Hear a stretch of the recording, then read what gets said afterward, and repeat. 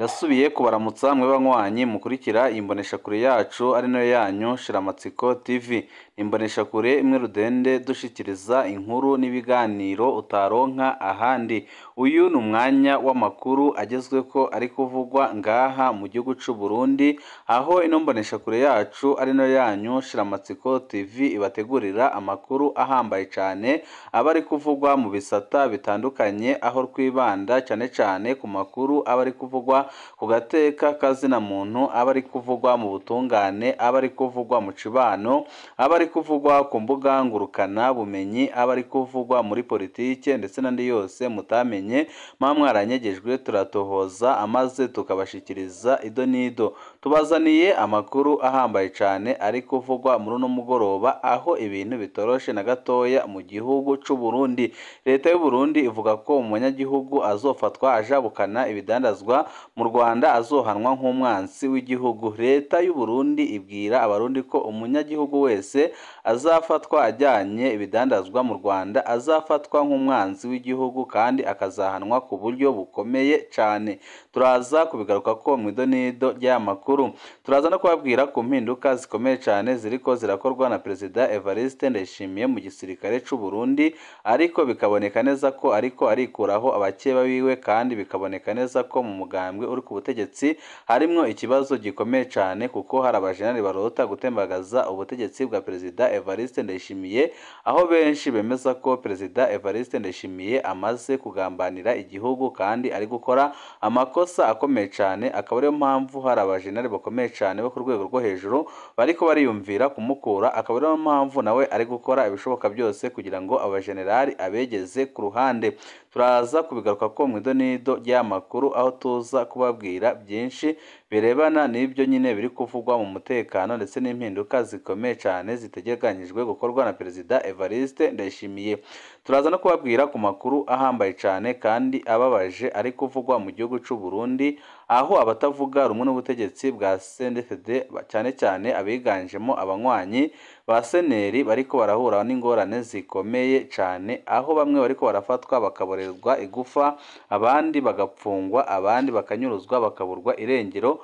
Byose bikaba biriko birakorwa mu ntumbero yo gutera ubwoba abatavuga rumwe n'ubutegetsi bwa CNDD cyane abashigikiye umushingamateka Rwasa urongoye umugambwe seneri. Ariko leta y'u Burundi ikaba yarakoze ibishoboka byose kugira ngo ibumwambure. Benshi bakemeza ko leta ya CNDD itinya bikomeye cyane umushingamateka Rwasa, kuko abarundi bamubonamo ko ari we wenyine ushobora gutabara igihugu c'u Burundi. Ni byinshi twabateguriye tugira ngo tubashikirize, wecu busabwa nta kindi. Niba ukunda amakuru n'ibiganiro ducisha kuri no muyoboro wa YouTube Shiramatsiko TV, utegerezwa gukanda kuri sabone canke subscribe kugira ngo ko dushizeho amakuru n'ibiganiro bene nk'ibi ujye uba wa mbere mu gushikirwa nabyo. Leta y'u Burundi yagabishije abanyagihugu bajabukana ibidandazwa mu Rwanda. Leta y'u Burundi ivuga ko umunyagihugu azofatwa ajabukana ibidandazwa mu Rwanda azohanwa nk'umwansi w'igihugu. Akaroro ni mu ntara c'Ibitoki ihana urubibi n'akarere ka Rusizi mu Rwanda. Uwutwara intara c'Ibitoki yatangarije mu nama yagiranye n'abajejwe intwaro muri iyo ntara bose ko ingingo ruhasha zigiye gufatwa, kandi ko zizakora ku barundi batari bake bariko barajabukana ibidandazwa babijyana mu Rwanda, kuko ariho bakubona agafaranga kenshi cyane.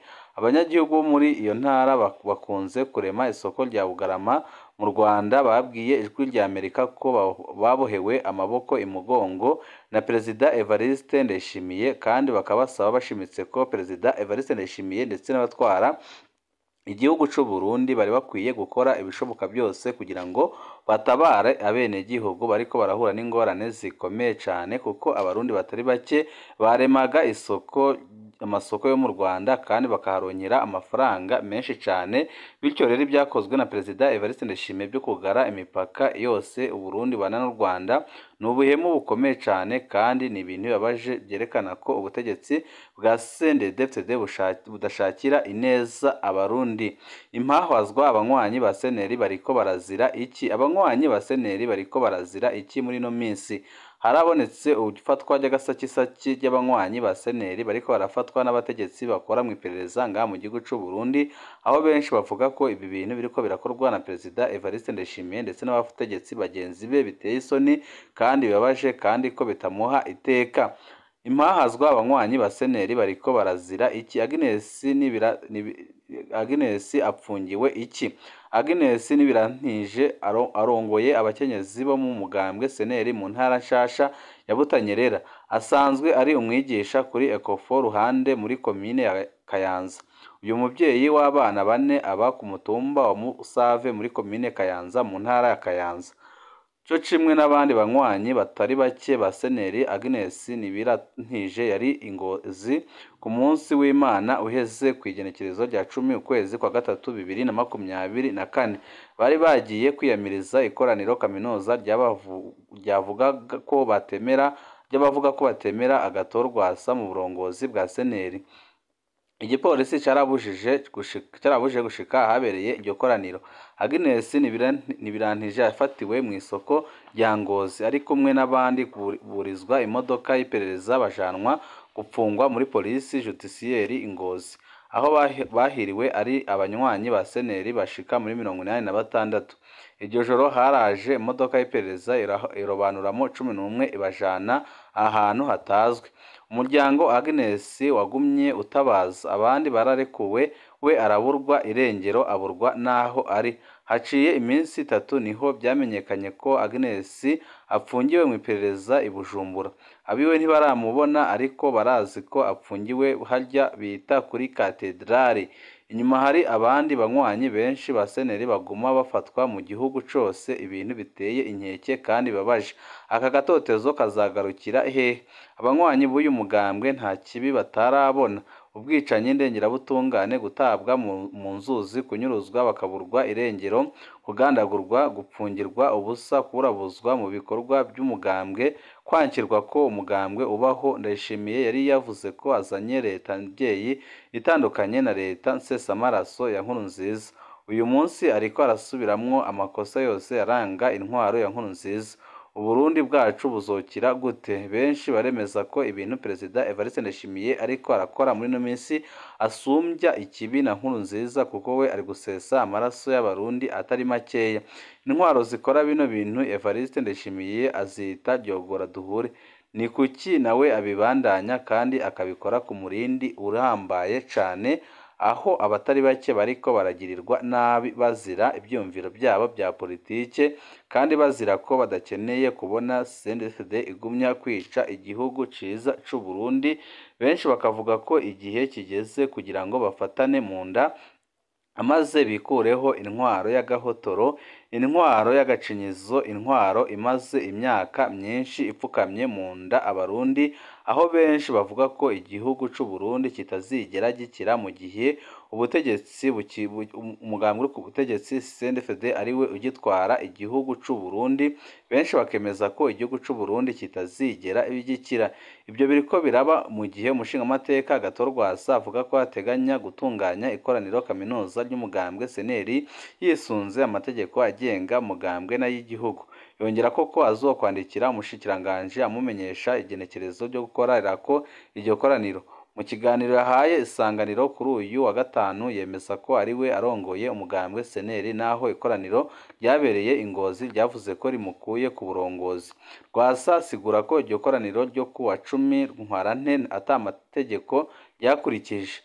Kubwiwe abahamagaje nta bubasha bari babifitiye. Ashikiriza ko adatahura igituma inzego zaretse ico gikorwa kikaba.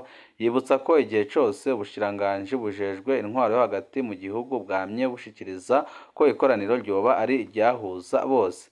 Atangazwa rero no kubona hari abari kumirwamwo, bamwe bagafungwa umunsi wose, abandi bakabangira kwinjira hariko harabera ikoraniro, abandi kugeza uyu munsi bakaba bafunzwe ku karenganyo gakomeye cane, aho abarundi batari bake batabaza bakavuga ko igihugu c'u Burundi cyamaze kwinjira mu manga kandi cyamaze kwinjira mu bihe bidasanzwe, aho benshi bavuga ko aho ibintu bigeze ari habi cane kandi ko ibintu bimaze kugera ku murindi mubi cane. Akaba ariyo mpamvu abarundi isinzi bavuga ko bagomba gufatana mu nda amaze bagakuraho ubutegetsi bwa CNDD-FDD, ubutegetsi bumaze igihe kinini babuboheye amaboko imugongo. Perezida Evariste Ndayishimiye w'u Burundi yakoze impinduka mu gisirikare zasize ahinduriwe imirimo abarimo General de Brigade Elia Ndizigiye byasaga naho akuriye ingabo z'u Burundi ziri mu ntambara y'Ikivu y'Amajyaruguru. Iteka rya Perezida Ndayishimiye ryo kuwa kane tariki ya 14 Werurwe ryerekana ko General Ndizigiye bakunze kwita Muzinga yagizwe umuyobozi wa diviziyo ya mbere y'ingabo zirwanira ku butaka. Ni inshingano yasimbuyeho General de Brigade Dominique Nyamugaruka wagizwe umuyobozi mukuru ushinzwe abahoze ku rugamba muri Minisiteri y'Ingabo z'u Burundi ndetse n'abahoze ku rugamba, kandi benshi bakemeza ko impamvu yakuwe ari uko nyine yakoze amakosa akomeye cyane ntashobore kurwanya Red Tabara, mu gihe andi masoko avuga ko uyu mujenerali wahoze yegereye umuhisi Pierre Nkurunziza afise umugambi ukomeye cyane afitanye n'abandi bajenerali wo gutembagaza Perezida Evariste Ndayishimiye, akaba ariyo mpamvu yakoze igishoboka cyose kugira ngo amwigize kure. Uyu amakuru avuga ko yahawe uriya mwanya usa no kumumanura mu ntera nyuma yo kunanirwa kurwanya umutwe wa Red Tabara ubwo mu minsi ishize wagabaga ibitero ku butaka bw'u Burundi, abasirikare benshi bakicwa, abanyagihugu batari bake bakicwa ndetse hakangizwa byinshi. Undi Ndayishimiye yahaye imirimo ni Colonel Oscar Nzohabonimpa yagize umugenzuzi ushinzwe amabwiriza, amahugurwa, imyitozo ndetse n'ibikorwa mu bugenzuzi bukuru bwa Minisiteri y'Ingabo n'abahoze ku rugamba, akaba yahawe nyine imirimo mishasha na Perezida Evariste Ndayishimiye, ariko benshi bakemeza ko izi mpinduka ziriko ziraba ngaha mu gihugu cy'u Burundi zifise icyo zigamije kandi ari impinduka Perezida Evariste Ndayishimiye abona ko zishobora kumufasha, kuko muri no minsi arafise ikibazo gikomeye cyane, aho nyine hari abategetsi bari ku rwego rw'abajenerali bakomeye cyane ngaha mu gihugu cy'u Burundi batakiri kumwemera, bavuga ko iyo afashe ijambo agira ashikirize ijambo abarundi ndetse n'amakungu, abarundi batari bake batangira kujugumira kandi bikarangira uko babitekerezaga ariko bigenze abamaramaje ku rugero rukomeye cyane. Amakuru yacu tabandanize mu ntara ya Ngozi, aho abantu babiri bishwe mu ijoro rimwe gusa. Abantu babiri barishwe mu ijoro ryo kuwa mbere rishira wa kabiri mu makomine ya Ngozi na Ruhororo mu ntara ya Ngozi, uburaruko bw'u Burundi. Umwe mu bishwe yaramenyekanye mu gihe uwugira kabiri ataramenyekana.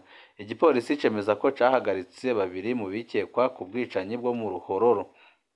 Muri komine Ngozi ni umuntu wishwe n'umupolisi ararira ku ihinguriro ry'ibinyobwa mu Byerwa. Hafi isaha 8 z'ubuca abantu babiri barinjiye muri iryo hinguriro, bace batangura kurondera amatara mu kuyatera amabuye kugira ngo bayamene. Umupolisi yari kwizamu yaciye abarasa. Umwe muri abo bagabo babiri yarafashwe n'amasoro, yaciye apfira aho nyine. Ubundi yarahunze, bivugwa n'amasoko y'Ingozi atomora ko yishwe ataramenyekana. Ikiziga ciwe cajanwe mu buruhukiro bw'ibitaro by'intara. Uwa kabiri yishwe aturuka ku mutumba Mubanga muri komine Ruhororo, iyo ntara ya Ngozi nyine. Ni umugabo w'imyaka ishika 60. Ikiziga ciwe giciye umutwe catowe mu gitondo cyo kuri uyu wa kabiri. Yari azwi kuri uyu mutumba, rimwe na rimwe yahora yagirizwa uburozi, ariko twibaza ko yishwe azira amatati y'amatongo. Bivugwa n'abanyagihugu bo mu Muhororo, bavuga nyine ko bishobora kuba ari amatati y'amatongo yatumye yishwe. Igipolisi carahagaritse abahungu babiri b'uwo mugabo mu ntumbero y'amatohoza. Mu Byerwa igipolisi ntikiragira ico gishikiriza ku kizokorwa uwo mupolisi yishe uwo yikekwa ko ari umusuma, aho nyine yarashwe bikomeye cane agiye kumena amatara. Benshi bakemeza nyine ko umupolisi yagerageje kwirwanaho, ariko abandi nabo bakavuga ko atarakwiye guhita arasa, kuko yagombaga kubanza kureba ibigiye kuba, ariko benshi bakavuga ko ibyo byose yabikoze mu ntumbero yo kwirwanirira, kuko nyine ibiriko biraba ngaha mu gihugu cy'u Burundi birateye ubwoba kandi nta nubwo bihumuriza. Benshi bakemeza ko nyine ibintu biriko biraba bibabaje kandi biteye ubwoba ko ibintu byari bikwiye guhinduka, ariko benshi bakavuga ko ibintu bitazahinduka igihe intwaro ya CNDD-FDD izaba ikiri ngaha ku butaka bw'u Burundi. Banywanyi bacu ni ngaha duce dusozera amakuru twari twabateguriye, mu kanya kari buze n'andi makuru ahambaye cyane turi buze kubabwira, aho tuza kubabwira ibikomeye biriko birabera mu gisirikare c'u Burundi. Ibihe byiza nibyo ndabipfurije banywanyi bacu.